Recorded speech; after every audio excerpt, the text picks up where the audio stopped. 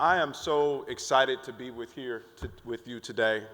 Can we give a quick round of applause to amazing Randy Dowell and this amazing team here, what they do, his amazing leadership and of his entire team.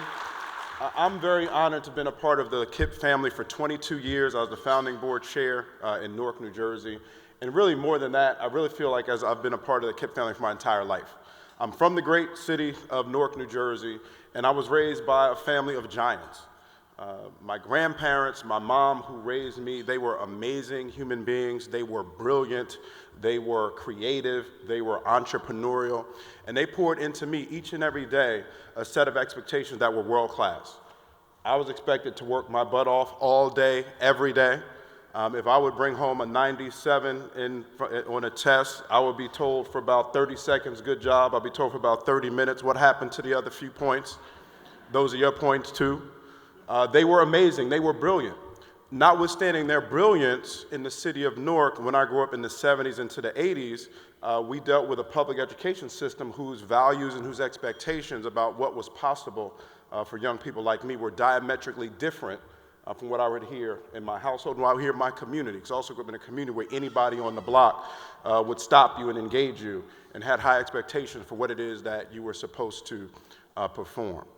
But our public schools were funded by local property taxes in the city of Newark at that time.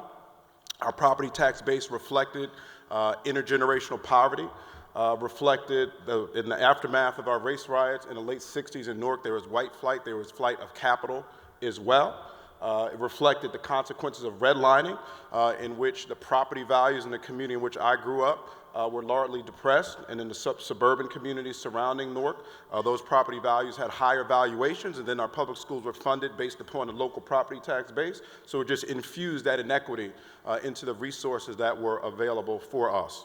And then that lack of resources also informed the expectations. So I'd hear in my household, you're amazing, you're brilliant, you can do all things, there's nothing you can't do. But then you walk into a public school system, and somehow folks thought it was great if you could read on grade level. Right? I would hear in my household, you're here to go dominate and change the world, but then you walk into some schools, and if you can actually sound out words in a certain way, you might have some who wanted to throw a parade for you. And so how I'm here today is in 8th grade, I didn't know what college was going up. We didn't know anybody who went to college, but I was in 8th grade. A philanthropist created a scholarship program for about a dozen kids in Newark to get access to college prep high schools. We didn't have KIPP at that time. We didn't have public charter schools. I was just a kid playing in the Boys and Girls Club, and one of the counselors said, we have this scholarship program we think will be great for you. I filled out a piece of paper. She told me a month later, you have this free scholarship to go to this all-boys Catholic high school in West Orange, New Jersey. You'd have to take the buses for a couple hours, going there, a couple hours coming back. I said, I don't want to do that. That don't sound like fun to me. Then she described the uniform that you had to wear, and it wasn't a uniform that was exciting to me. And my grandma and I, we went to visit the school. We had to attend a mass service, and I had never been to a church service that was so quiet and serene. And I was like, I don't know about this. But my grandmother said, you're going to do exactly what they tell you to do. You're going to get on that 39 bus, you're going to go downtown, you're going to get on the 73. After about 45 minutes, you're going to get off of that, walk up the hill, and you better do what they tell you to do. And when I walked into Seton Hall Prep, I walked into a place where the standards were the same standards I would hear in my family all the time. You're here to do all things. You can do it all. You are here to dominate and change the world, not really for yourself, but that's so that you can be a blessing to other people. That was then married with deep technical cultivation in the particular skills that we needed to embody those standards. And so I say all the time, if you ever put a comma between two independent clauses, you would think the world would come to an end. So every little detail mattered.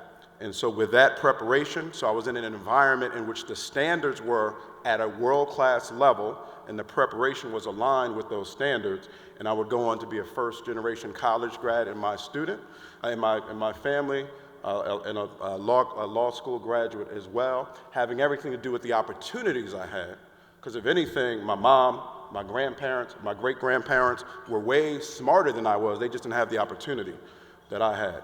And so I've always been very, very clear about that. And so when I met a gentleman who had come out of the KIPP program over 23 years ago, and he told me, I'm coming from this program called KIPP, we believe the kids are amazing. We believe the children are brilliant. we believe they have something inside of them that once it's ignited and they recognize it, that they will go change the world.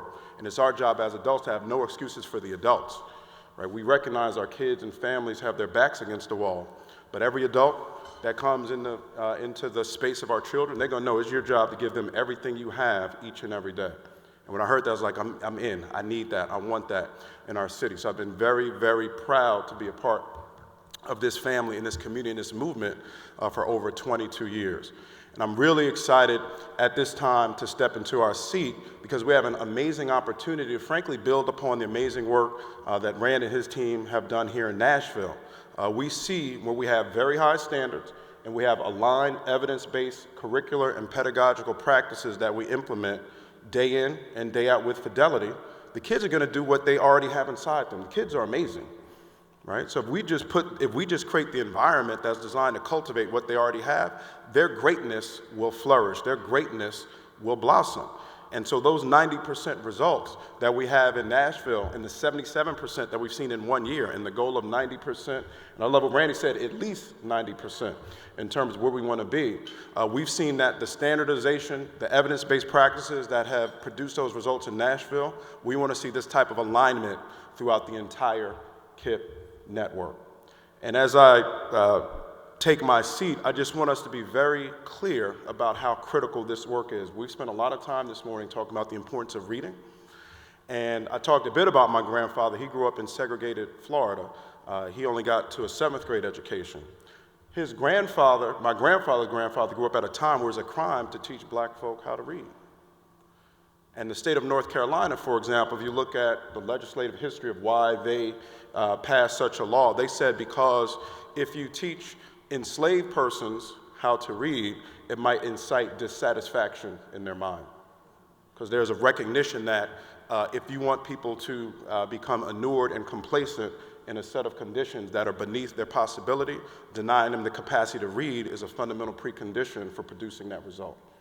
And so even today, when we hear about throughout the country, 1 in 3 of students of color are literate, we have to recognize that's an echo to a history that was designed to keep some of our children in a state of subordination that is beneath the fullness of who they are and the genius that's inside of them. So our work is a part and parcel of this movement to activate the genius in these beautiful, amazing, brilliant young people. We can only do it with each and every one of you in this room. I am honored and I'm excited to be your partner in this work, and let's go get it. Thank you. God bless you.